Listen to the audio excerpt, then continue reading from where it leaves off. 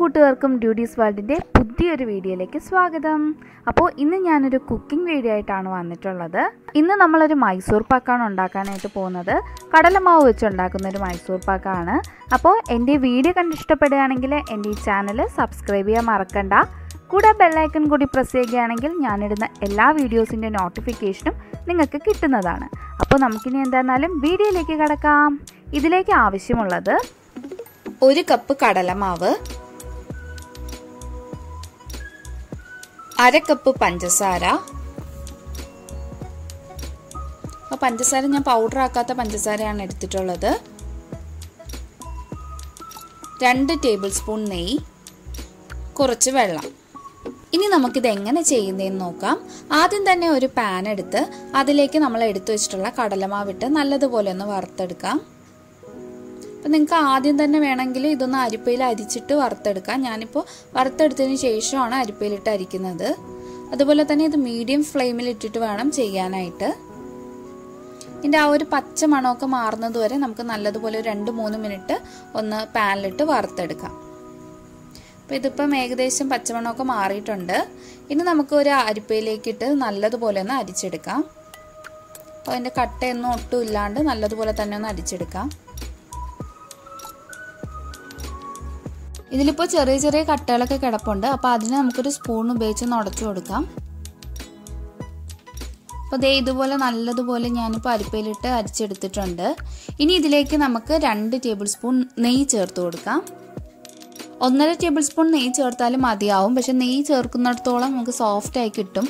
അപ്പോൾ അതുകൊണ്ടാണ് ഞാനിവിടെ 2 ടേബിൾ സ്പൂൺ നെയ്യ് ചേർത്ത് കൊടുത്തത്. ഇനി ഇത് നല്ലതുപോലെ കട്ടയൊന്നും ഇല്ലാണ്ട് നല്ലതുപോലെ തന്നെ ഒന്ന് മിക്സ് ചെയ്തെടുക്കാം. നമുക്കിത് സ്റ്റൗവിൽ വെച്ചിട്ടാണെങ്കിലും ചെയ്യാമെന്നുള്ളതാണ്. പക്ഷെ അപ്പോൾ കട്ട പിടിക്കാനുള്ള സാധ്യതയുണ്ട്. അതുകൊണ്ടാണ് നമ്മളിപ്പോൾ ഫ്ലെയിം ഇല്ലാണ്ട് പാത്രത്തിൽ വെച്ച് നല്ലതുപോലെ ഒന്ന് മിക്സ് ചെയ്തതിന് ശേഷം സ്റ്റൗവിലേക്ക് മാറ്റുന്നത്. ഇത് നല്ലതുപോലെ തന്നെ കട്ടയൊന്നും ഇല്ലാണ്ട് മിക്സ് ചെയ്തെടുക്കാം. ഇനി നമ്മൾ എടുത്തു വെച്ചിട്ടുള്ള പഞ്ചസാരയും അതുപോലെ തന്നെ 1/2 കപ്പ് വെള്ളവും കൂടെ ഒഴിച്ച് നല്ലതുപോലെ ഒന്ന് തിളപ്പിച്ചെടുക്കാം. ഇത് രണ്ടും നല്ലതുപോലെ ഒന്ന് മിക്സായി ഒന്ന് നന്നായിട്ട് തിളച്ച് കിട്ടിയാൽ മതിയാവും.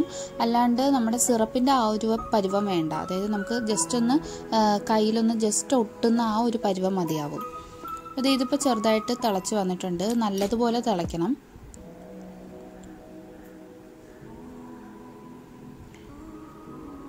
നല്ലതുപോലെ ഇപ്പോൾ തിള വന്നിട്ടുണ്ട്. ഇനി ഇതിലേക്ക് നമുക്ക് കടലമാവും നെയ്യും കൂടെ മിക്സ് ചെയ്തത് ചേർത്ത് കൊടുക്കാം. ഇനി ഇത് നല്ലതുപോലെ തന്നെ ഒന്ന് നമുക്ക് കുറുക്കിയെടുക്കാം. അപ്പോൾ നമുക്കിപ്പോൾ ഇത് മീഡിയം ഫ്ലെയിമിൽ ഇട്ടിട്ട് വേണം ചെയ്യാനായിട്ട്. നല്ലതുപോലെ ഒന്ന് കുറുക്കിയെടുക്കണം.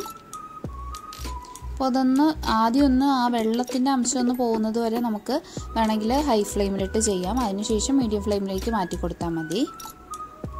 അപ്പോൾ നിങ്ങൾ ആദ്യമേ 2 ടേബിൾ സ്പൂൺ നെയ്യ് ഒഴിച്ചില്ല എന്നുണ്ടെങ്കിൽ 1.5 ടേബിൾ സ്പൂണേ ഒഴിച്ചിട്ടുള്ളൂ എങ്കിൽ ബാക്കി 1/2 ടേബിൾ സ്പൂൺ നമുക്ക് ഇപ്പോൾ ഈ സമയത്ത് ഒഴിച്ചു കൊടുക്കാവുന്നതാണ്.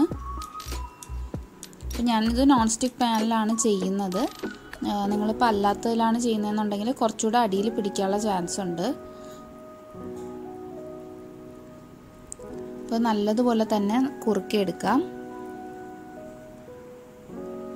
നമുക്ക് ഈ പാനിൽ നിന്ന് വിട്ട് നിൽക്കുന്ന ആ ഒരു പരുവത്തിന് വേണം കുറുക്കിയെടുക്കാനായിട്ട്. ഇതിപ്പോൾ ആ പരുവത്തിനായിട്ടുണ്ട്. ഇനി ഞാൻ നേരത്തെ തന്നെ ഒരു പാത്രത്തിൽ കുറച്ച് നെയ്യ് തടവി വെച്ചിട്ടുണ്ടായിരുന്നു. അതിലേക്ക് നമുക്കിത് ഇട്ട് കൊടുക്കാം.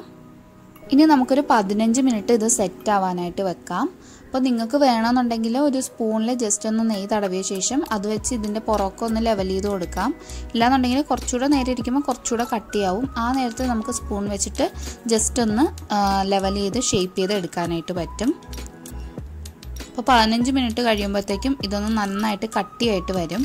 ആ സമയത്ത് നമുക്കിതിനെ ചെറിയ ചെറിയ പീസസ് ആയിട്ട് കട്ട് ചെയ്ത് എടുക്കാമെന്നുള്ളതാണ്.